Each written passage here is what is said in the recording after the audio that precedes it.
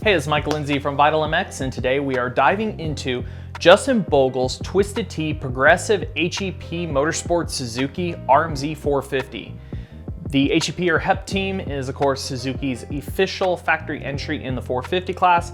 They started out with the brand a couple years ago when they still had the JGR team. So at first they were just a small support team, actually started by a few different individuals, but the most named one that people will recognize is the Pipes family, namely the team manager, Dustin Pipes, who was a racer at the time, rode Suzuki's. They started a little bit of an effort, had a couple of privateers on it, and now they have grown it into the official Suzuki entry team that we see today in the 450 class. It is a three-man team, but of course we are talking about newcomer to the team, Justin Bogle's bike today, and the team actually has some pretty interesting updates this year. They've really stepped up their game.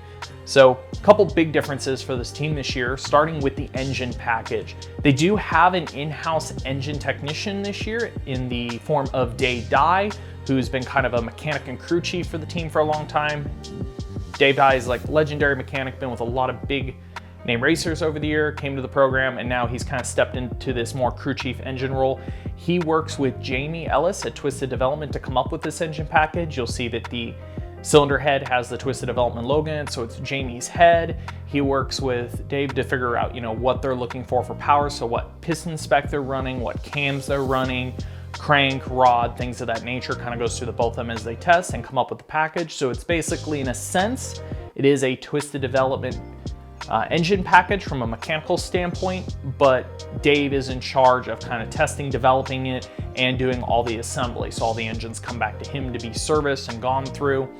The RM-Z450, of course, is very torquey by nature, but it does tend to have an old school four-stroke feel. It's very slow revving, very tractor power, but has a lot of engine inertia character. So things they've gone through this engine and done, of course, is try to broaden it out. They've tried to get as much as much range of power out of it, which is pretty much what we talk about with any of these factory 450 teams. The goal is to spread out the power as far as possible, make it as usable as possible, and try to put the riders in a position where they're shifting the least amount and just able to focus on, their lines, their form, their function on the track. A couple other interesting things about the bike is the gearing choice. We've seen them run a pretty unusual gearing option with a 14-tooth front and anywhere from a 54 to like 56 rear. I believe their common gearing is around a 55. So, they've literally had to work with their sponsor Mika Metals to make these sprockets. It does sound like a very unusual option. It's what they feel like works best with this bike for the power spread and what their engine package is.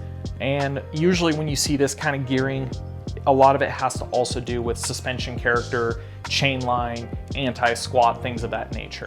Another addition in their program this year is bringing on from an electronics, sort of also crew chief role, is Yuzo. He's been a part of JGR. He was part of Yoshimura before that. He's kind of been a go-to Japanese technician, kind of the liaison between Suzuki and a bunch of the race programs. So he takes care of all the electronics. So with this, they were able to get access to what we consider factory ECUs from Suzuki. They are, of course, Keihin, built by Keihin, same as your production ECU, but they just have more ability to tune it, software that allows them to get into that ECU and adjust more things that from the aftermarket standpoint, we usually only see with, say, like a Getter or a Vortex, but they have so many options now with having that electronics package. They have Yuzo in there doing the tuning, working with the guys to, again, change the power character, tweak it week in, week out, goes to the races, and just kind of helps the guys really dial in the bikes. As for the suspension program on this bike, it is Showa kit suspension. They do work in part with Clark from Nolene, who's helped the team now for a couple years back when they were on Olin's. Again, this is what we would consider kit suspension. In the past, Suzuki's always had a very long relationship with Showa. They've had some unique forks over the years. The stuff they're running right now, me or you can go out and buy. The forks aren't really anything too different than the production forks that are on the bike. There are a couple little parts here and there. It's just stuff made to, tighter tolerances, better quality coatings, things of that nature. The shock is pretty unique, as the production Suzuki does come with a BFRC, balance-free rear cushion shock. They go back to a more traditional design shock, and this body is a little bit more expensive from Showa because it's only made for this application right here.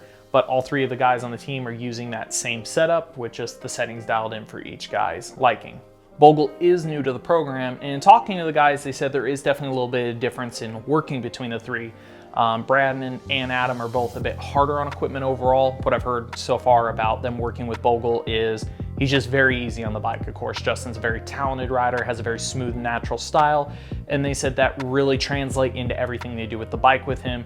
They say barely wears brake pads, doesn't really put a lot of wear or tear into other parts of the bikes, into the engines, into the clutches, any of those items. A couple of unique items on the bike. They do have access to Works billet Nissan calipers. They do work with Dunlop. Of course, it means the guys at this level of the team do have access to spec tires. They're able to test, go through. A lot of the guys may look like they have the same tires, but they might be running slightly different compounds, different versions of those, depending on the guy's feedback and just what they're looking for. Couple of their accessory items you see on the bike, they do work with Mica metals for their bars, their grips, their sprockets again. We have arc levers on the bike. The guys all have options between different ratios of clutch perch just to kind of get that fine clutch feel they're looking for. Hinson does provide their billet ignition cover, their clutch cover, and all the clutch components inside the bike.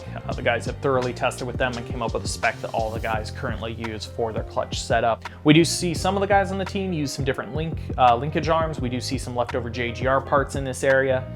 And again, something we kind of touched on earlier, but to expand on, is their gearing. They are typically running a 1455 gearing, which sounds pretty unique. They will go all the way up to a 56 at high altitude races and change the flywheel weight a little bit. And then outdoors, they'll go back down to like a 54 or 53. But what they found is changing the chain line on the Suzuki really helped them in multiple aspects. The guys do like the power character. They do like how it changes the action in the rear end of the bike. That's anti-squat, how much leverage it has, just how the overall shock works. And they said the biggest thing they noticed is when they originally tried this with Max Anstey 2 years ago is it really helped us start. The way that the bike loads and drives out of the gate was better on this gearing, so that's kind of why they keep sticking with this package.